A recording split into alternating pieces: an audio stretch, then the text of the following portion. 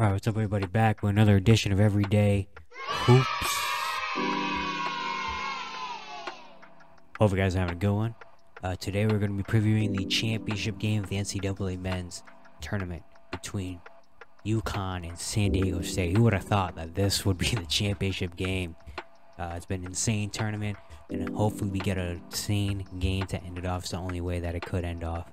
But yeah, thank you guys for the views on the vids and the shorts recently. Really appreciate it. This will be the last college basketball video for until the next season starts. But yeah, in a little while, we're gonna have a new series come out at the NBA regular season, so stay tuned for that. Thank you guys for the views on the vids and shorts. If you like the content around here, consider subscribing, like, turn on notifications, all stuff like that. I really appreciate it. We get upset a lot, and let's not waste any more of your time. Let's get right into it.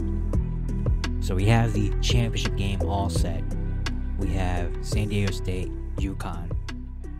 San Diego State coming off an insane win over Florida Atlantic with Lamont Butler hit the game winner. Yeah, really impressed by the San Diego State win. I really thought Florida Atlantic would beat them, but San Diego State really turned it up. On both ends. They forced a lot of turnovers, played good defense, and then guys like Matt Bradley and the D and Mensa really stepped up late in that game, and then Lamont Butler, of course, hitting the shot. They played a really good game, so they're in it, and then they got UConn defeating Miami by 13, their closest win of the tournament so far, which is crazy. It's 13. Yeah, they played a really good game as well in the first half. Adama Sanogo was great. Jordan Hawkins, everyone just made really good plays on both ends, and they played really, really well. And yeah, this is going to be a very good game, I think.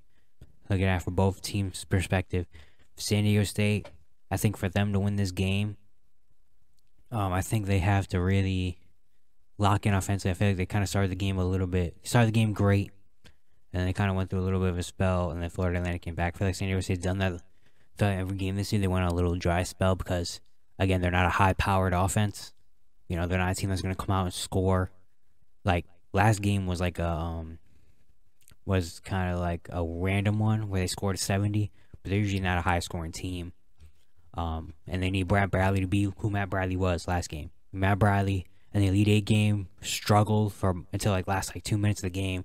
They can't have that. They need him to come out like they did last game in the Final Four against Florida Atlantic. They need that Matt Bradley, and they need to capitalize on their opportunities. UConn's too good of a team. UConn's been dominating all tournament. San Diego State needs to force turnovers. They need to cause chaos to UConn. UConn hasn't experienced that, where a team's going on a big run against them and they have to kind of fight back. I feel like UConn's been kind of just been the one making the runs and making the good plays. San Diego State's got to combat them in that way. But for San Diego State to win, they have to really cause chaos, keep the game close, because UConn hasn't been in a close game so far, especially late down the stretch. They need to, and to keep it a close game, they need to capitalize on opportunities.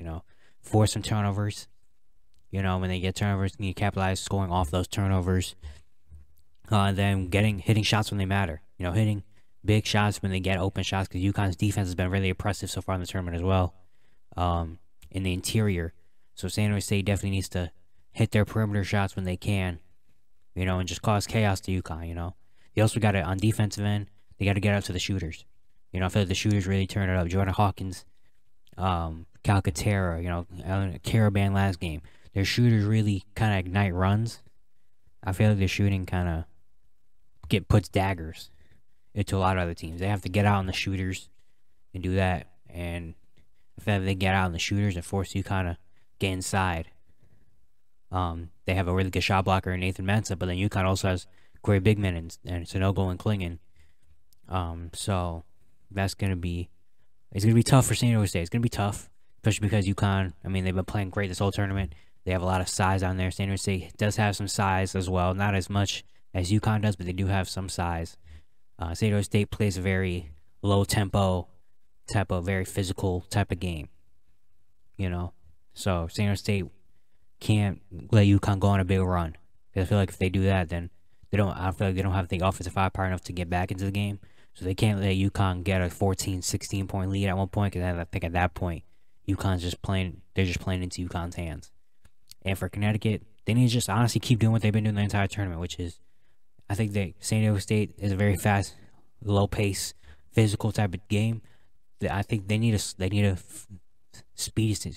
try to speed San Diego State up, put pressure on them, to make them have to force to take early shots and force them to take, a lot of threes and a lot of stuff like that on the defensive end. They got to force them, I feel like, to shoot the ball and take early shots and get them out of their game, of their slow pace kind of physical offense. And then and then the offensive end, hit the shots that they need, because they have a really good big man down there in Mensa, who's a great defender. Him against Sonogo would be interesting to see.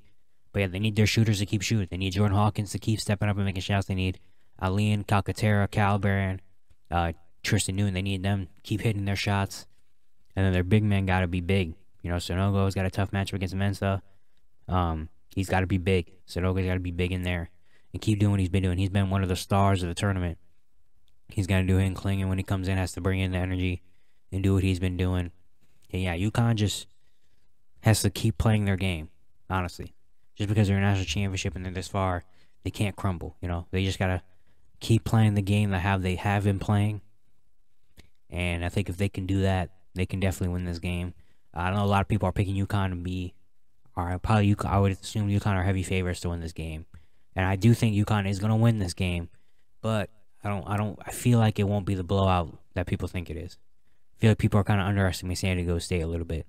How good they've been, how far, they've gotten this far, because they've been able to slow down other teams and, play really good offense, get timely shots when they need them. And UConn has to do, and San Diego State has to do that to like a T this game. But then again, I also said this in the UConn Miami game, where I was like, Miami's going to put up a fight, and UConn is not going to be a blowout game, which it wasn't a blowout, but it wasn't close. It was kind of that in between where it was like a 9 to 13 point game for most of the game. UConn really impressed me with that win. But I do think Connecticut will be the national champions. But San Diego State, it's not going to be a walk in the park. It's definitely not going to be a walk in the park. San Diego State's going to come at them. San Diego State's going to play their offense. They're going to play really good defense, and they're going to come at them. It just, San Diego State's really got to capitalize on their opportunities. Like I said, capitalize on their opportunities when they get them. And UConn can't crumble under pressure. I think that's really what's going to be the end-all be all of this game. But yeah, very excited to watch this championship game. Too bad it's really late, but then again, I don't have anything to do the next day. Too bad it's very late, and it's on a Monday. But yeah, that's it. That's the championship preview. I'm very, very interested in seeing this game and seeing who is holding the trophy, man. What a tournament it's been. It's been a very insane tournament. One of the craziest tournaments in a long time. I feel like we say that every year, but this year really was the crazy year. Like, we had no 1 seeds going into the Elite 8. All the 1 seeds were gone before this Elite 8 or the Sweet 16. No, the Elite 8. Like, that's insane. Like, Florida Atlantic was in the Final Four. San Diego State is playing for a championship. Like, who would have thought San Diego State would be playing for a national championship? Like, that's crazy. But that's why we love it so much. That's why March Madness is one of the funnest times of the year. But yeah, I hope you guys enjoyed this. Once again, if you do like content, consider subscribing, like, turn on notifications, all the stuff like that. Really appreciate it. Be on the lookout for the new series coming out in April. I'm going to drop a video about it eventually. I don't know when exactly, but eventually. And yeah, go watch the vids and the shorts, and I will see you guys tomorrow.